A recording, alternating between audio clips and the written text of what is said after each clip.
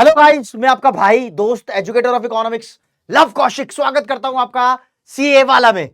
और दोस्तों, आज एक बहुत इंपॉर्टेंट बात आपसे करने आया हूं, क्योंकि बच्चा अब उस स्टेज पर आ चुका है कि उसको कोर्स करने के बाद अच्छे से उसको रिवाइज करना है ताकि परफेक्शन आ जाए। लेकिन सिलेबस रिवाइज कैसे होगा? रिवाइज करने के अलग अलग मेथड होते हैं क्या?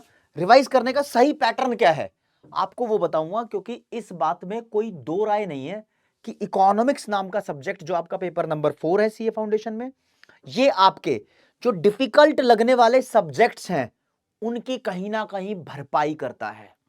अभी है ना, जब आप ये वीडियो देख रहे हो तो दो कैटेगरी का बच्चा इसको देख रहा होगा। एक वो बच्चा जिसका सिलेबस ऑलमोस्ट कवर अप हो गया है, मतलब पूरा सिलेबस कर लिया या होने को है, बस एक या दो चैप्टर रह रहे होंगे। एक बच्चा वो है जिसका अभी बहुत सारा बैकलॉग रह रखा है, सिलेबस कंप्लीट नहीं हुआ है, वो थोड़ा परेशान है। तो दोनों ये वीडियो देखेंगे और ध्यान से उनको पता होना चाहिए कि सिलेबस रिवाइज करने का सही पैटर्न क्या है। नंबर वन, आप मेरी बात सुनो। ये तो जग जाहिर है कि सबसे पहले बिजनेस इकोनॉमिक्स को रिवाइज करना स्टार्ट करेंगे, फिर बीसीके को रिवाइज करना स्टार्ट करेंगे। लेकिन दोस्तों, यहां पर एक कॉम्बो बीच में बिठाना पड़ेगा। सबसे पहले क्या है, हाई वेटेज चैप्टर को रिवाइज करना सबसे अच्छी बात है, सब लोग बताते हैं, जनरल बात है। Chapter number 2 theory of demand and supply, उसके बाद चैप्टर नंबर 3 रिवाइज करेंगे प्रोडक्शन एंड कॉस्ट, उसके बाद chapter number 4 business economics market price determination वाला रिवाइज करेंगे। इन तीनों को रिवाइज करने से कॉन्फिडेंस मोरल बूस्टअप होता है। जब आप देखोगे कि ये जो स्टार्टिंग के दो चैप्टर हैं ये आपके 21 से लेकर 24 मार्क्स कवर करा रहे हैं, और जो ये चौथा चैप्टर है ये 15 से 18 नंबर कवर करा रहा है भाई। एक अच्छा खासा कॉन्सेप्ट तुम डेवलप कर चुके होंगे। इसके बाद दोस्तों आना है आपको चैप्टर नंबर 5 बिजनेस साइकिल, ये 9 से 12 नंबर का है। और फिर चैप्टर नंबर 1 पे आओगे, ये भी 9 से 12 नंबर का है। मैंने ऐसा फॉर्मूला क्यों बताया, समझो जरा। क्योंकि जो ये चैप्टर्स है ना, ये हाई वेटेज चैप्टर है, ज्यादा नंबर कवर अप करा रहे हैं। और फिर उसमें पांचवा चैप्टर पहले इसलिए बताया क्योंकि चैप्टर छोटा है और नंबर ज्यादा है, और फर्स्ट वाला चैप्टर कंपेरेटिवली बड़ा है पांचवे से। फिर दोस्तों, जो बीसीके के 6 चैप्टर हैं, बीसीके में आपको 6 चैप्टर मिलेंगे। आप सीक्वेंस से रिवाइज कर सकते हो, पहला, दूसरा, चौथा, पांचवा। ये क्या किया मैंने, यानी बीच में से दो चैप्टर खा गया।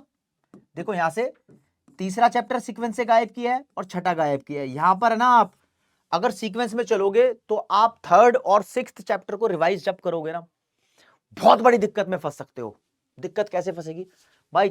थर्ड चैप्टर के अंदर 34 कंपनीज का ओवरव्यू पढ़ना है आपको, और सिक्स्थ चैप्टर के अंदर आपको financial market, stock market, commodity market, banking की, मार्केटिंग की, अदर बिजनेस टर्मिनोलॉजीज, कॉमर्स की पूरी डिक्शनरी पढ़नी है। एक बार में इसको रिवाइज करने बैठोगे बहुत इरिटेटिंग माहौल हो जाएगा। इसको रिवाइज करोगे एक बार में तो बहुत इरिटेटिंग माहौल हो जाएगा। तो आपको दोस्तों ये दोनों चैप्टर एडजस्टमेंट के साथ लेकर चलने हैं। यानी जब आप सेकंड, थर्ड और फोर्थ चैप्टर को रिवाइज करोगे तो इट इज गुड, अपने आप में बड़े भयंकर चीज है, ठीक है। जब आप पांचवा चैप्टर रिवाइज करोगे तो इसकी रिवीजन को तब कंप्लीट मानना जब आप तीसरे या छठे चैप्टर, मैं मान लेता हूं तुम छठा चैप्टर पहले रिवाइज कर रहे हो, तो पांचवें चैप्टर के साथ बीसीके का जो छठा चैप्टर है उसके 4 टुकड़े कर दो। बीसीके के छठे चैप्टर के 4 टुकड़े कर दो। कैसे? एक तो finance and commodity market terminology बना दो, एक मार्केटिंग टर्मिनोलॉजी बना दो, एक बैंकिंग टर्मिनोलॉजी बना दो, बने ही हुए हैं वैसे तो बुक के अंदर, और एक बना सकते हो आप अदर बिजनेस टर्मिनोलॉजी। तो जैसे ही आप चैप्टर कंप्लीट कर रहे हो बिजनेस इकोनॉमिक्स का पांचवा, तो उसके साथ फाइनेंस टर्म रिवाइज कर लो। फिर जब फर्स्ट चैप्टर कर रहे हो बिजनेस इकोनॉमिक्स का, उसके बाद मार्केटिंग टर्म रिवाइज कर लो। फिर जब आप बीसीके पे आओगे, उसका पहला चैप्टर रिवाइज करोगे बीसीके का, तो उसके साथ बैंकिंग टर्म को रिवाइज कर लो, और बीसीके के सेकंड चैप्टर के साथ आप अदर बिजनेस टर्म को रिवाइज कर लो। ये आपका चैप्टर वैसे ही कवर अप हो जाएगा।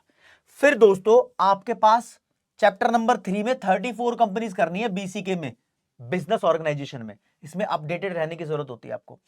तो जब आप बीसीके का चैप्टर नंबर 4 करोगे और 5 करोगे, तो 4 के साथ यहां पर आपको कम से कम 10 कंपनी करने की जरूरत है, और 5 के साथ भी 10 कंपनी करने की जरूरत है। 20 हो गई, 34 में से 20 माइनस कर दो, 14 कंपनीज आपकी बच गई हैं। इसको अलग से रिवाइज कर लेना, 14 एडजस्ट कर सकते हो आप। तो this should be the genuine formula of revising the concept. लेकिन लेकिन लेकिन रिवीजन आपको आईसीआई के स्टडी मटेरियल पे स्ट्रिक्ट रहकर करनी है। अभी है ना काफी सारी तुम ऑनलाइन वेबसाइट पे देखने लग जाओगे, मैं नाम नहीं लूंगा उनका। काफी बच्चे रिसर्च करते हैं, गूगल करते हैं, वहां से क्वेश्चन करेंगे, वहां से चीज रिवाइज करेंगे। अरे काफी सारी जगह पर सिलेबस तो अपडेट ही नहीं हुआ है, पुराने पुराने क्वेश्चन दिए हुए हैं, वो पुराने क्वेश्चन तुम्हारे पेपर में आएंगे ही नहीं, करने ही नहीं है किसी भी मतलब के, समझ रहे हो? तो उन चीजों पे ध्यान दो। अब कुछ ऐसा माहौल चल पड़ा है ना, बच्चा ज्यादा दिमाग लगा रहा है और घुसने की कोशिश कर रहा है इंटरनेट की दुनिया में, वहां से कुछ ना कुछ एमसीक्यू उठा के अटेम्प्ट करने की कोशिश करता है और उसका आंसर उससे सॉल्व नहीं होता, तो उसको लगता है या तो ये मैंने टॉपिक पढ़ा नहीं, या मैं फिर अच्छा परफॉर्म नहीं कर पाऊंगा। ये वो बच्चा गलत सोच रहा है। अपने एक टीचर को फॉलो कर रहे हो, उसकी गाइडेंस पे स्ट्रिक्ट रहो, उसकी इंस्ट्रक्शन को मानते रहो, बस उसमें ही आपका भला है। सच्ची बात यही है। तो इधर उधर भटकोगे, इधर उधर मत जाओ। आईसीआई के स्टडी मटेरियल वाले कंटेंट पे स्ट्रिक्ट रहो। अब वो कंटेंट तुम्हें या तो स्टडी मटेरियल में मिल रहा है, या तुम्हारे टीचर के द्वारा दिए गए नोट्स में मिल रहा है, या जो क्लास में टीचर कराते हैं उस नोट्स में मिल रहा है, या तुमने कुछ अपने नोट्स बनाए हो उसमें भी मिल सकता है। आप किसी भी सोर्स को चूज कर सकते हो, लेकिन भूलना मत कि रिवाइज करने के बाद मॉड्यूल के सारे क्वेश्चन करने हैं।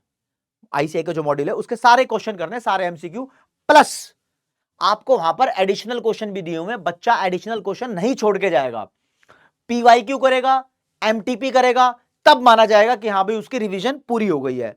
और मेरा पता है क्या, मेरा हमेशा ये दिल करता है कि आपको कोई दिक्कत, डाउट, परेशानी आ रही हो तो उसके लिए मैं कुछ करूं। तो दोस्तों, जो ब्रह्मास्त्र सीरीज चलाई थी, ब्रह्मास्त्र सीरीज में आपको जो चैप्टर है उसका मेन कंटेंट दिया हुआ है, जो सबसे ज्यादा इंपॉर्टेंट कंटेंट है, उसको जरूर जाकर देखो।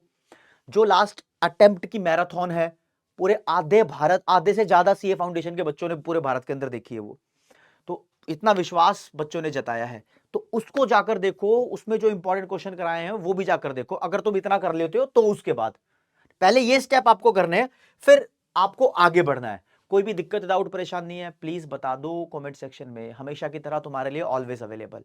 तो आज के लिए इतना ही दोस्तों। जय हिंद, जय भारत, नमस्कार, धन्यवाद।